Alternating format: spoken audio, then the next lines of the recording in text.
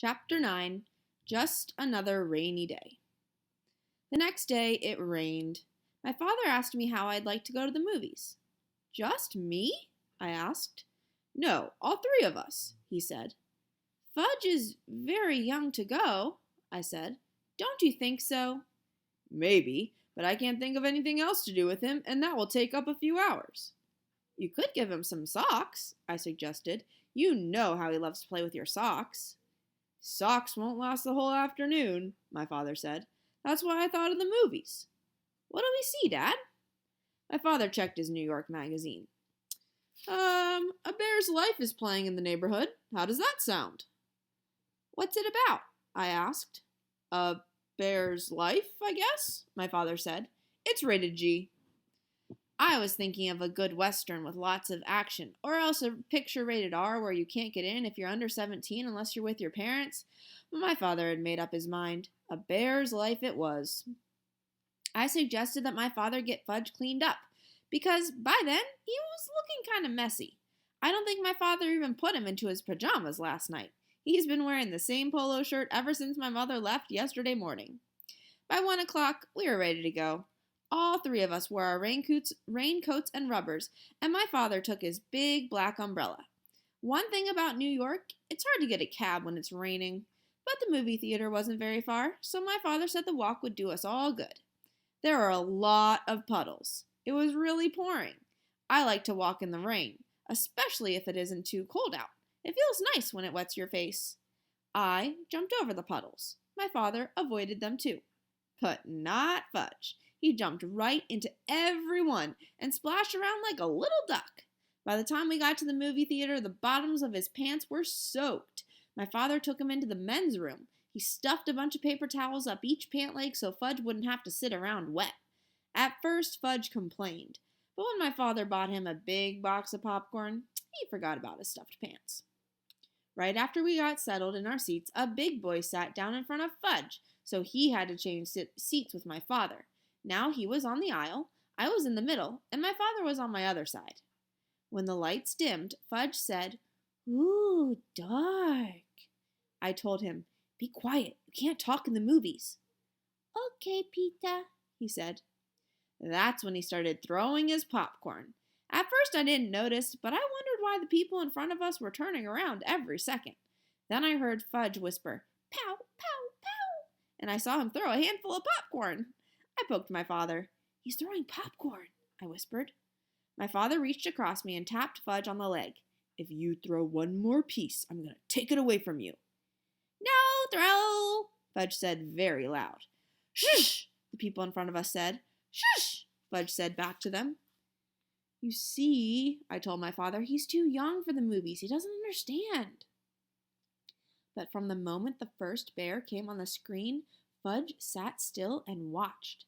And after a while, I forgot all about him and concentrated on the movie. It was much better than I thought it would be. It showed all these bear cubs and how they live. I'm not sure when I realized Fudge was gone. I guess when I turned to ask him if he had any popcorn left. I had already finished mine and was still hungry. I was really surprised to see he wasn't there. I mean, 1 minute he was sitting right next to me, and the next minute he was gone. "Hey, Dad," I whispered to my father. "He's gone." "What?" my father asked. "Fudge isn't in his seat." My father looked over. "Well, where'd he go?" "I don't know. I just noticed he was gone." "Let me out, Peter. I'll find him." "Should I come too?" I asked. "No, you can sit here and watch the rest of the picture. He's probably just wandering around by the candy counter." I stood up to let my father out. I wondered what my mother would think if she knew Fudge was lost in the movies. A few minutes later, the picture stopped, right in the middle of a scene. The soundtrack trailed off like a broken record, and all the lights came on. The audience let out a groan. Some kids called, "Boo! Boo!" Then my father and 2 ushers and a man in a suit came over to me. "He was sitting right here," my father told them, pointing to the empty seat in the aisle. "Well," the man in the suit said, "we've checked the restrooms and the office. He's not behind the candy counter. We'll have to search the theater." He cupped his hands around his mouth and shouted, "Ladies and gentlemen, may I have your attention, please? We'll continue with our film in 1 moment. But first, we have to find a 3-year-old boy answering to the name of Fudge." Some people laughed when the man said his name. I guess Fudge does sound funny if you're not used to it. I thought, maybe he's been kidnapped. Would my mother be mad? That crazy kid. You can't even take him to the movies. Then I thought, well, who'd want to kidnap him anyway? What should I do, Dad? I asked. Why don't you walk up and down this aisle and call him, Peter? Okay, I said. Here, Fudge, I called, starting down my aisle. I sounded like I was calling a dog. Come on out, Fudge. When I got down to the first row and called, Here, Fudge, he popped out at me. He scared me so bad I yelled, Ah! Hi, Pita, he said. Hey, I found him, I called. I found him! I found him! Here he is! Then I turned to my brother. You dope! What are you doing way down here? And why are you sitting on the floor? Wanted to touch the bears, Fudge said, but bears are all gone. He spread out his arms and said, All gone, again. My father and the ushers and the man in the suit ran to us. Fudge, my father said, scooping him up. Are you all right? He wanted to pet the bears, I said. Can you beat that? Well, I guess we can continue the picture now, the man in the suit said. He cupped his hands around his mouth again. Thank you, ladies and gentlemen. Our young man has been found safe and sound. Now we return to the conclusion of A Bear's Life. My father carried Fudge back to our seats. He held him on his lap for the rest of the show. I guess he wasn't taking any more chances. Later, when we got home, my father explained to Fudge that movies are like TV. It's just a picture. There's nothing to touch. Fudge listened, but I don't know whether he believed my father. I had the feeling he still thought those bears were in the theater somewhere. I made up my mind that I would never take my little brother to the movies. Never! At least not until he was 9 or 10. My father said he was going to cook us something special for dinner to celebrate finding Fudge in the movies. I thought that was really strange, because as far as I know, my father can't cook anything. He doesn't even know where my mother keeps the peanut butter, the dishes, or the pots and pans. Lucky for him, I was there to show him. What are you going to cook, Dad? A super duper omelet, he said. Omelet? I'm not sure me and Fudge like omelets. Oh, you'll like this one, my father said, humming as he gathered his ingredients together. Get me a big frying pan, Peter. Okay, I said. I gave it to him, and he melted some butter on it. What's going in the super duper omelet? I asked, while Fudge sat on the floor banging 2 pot covers together. Well, the eggs, of course, my father said. Omelets are made of eggs. And what else? I asked. I think I'll make a mushroom omelet. Eggs and mushrooms? I said. Yes, you'll love it.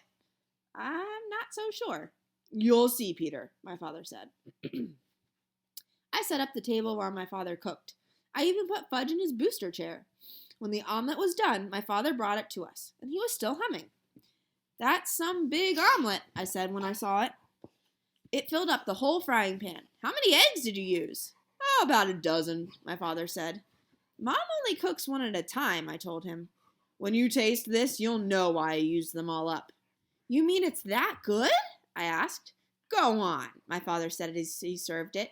Taste it. I took a bite. It was awful. The worst thing I ever ate in my life. My father was standing there grinning at me, and I didn't want to hurt his feelings. Well, he said. It's nice, I told him, swallowing a chunk whole. I washed it down with a glass of milk.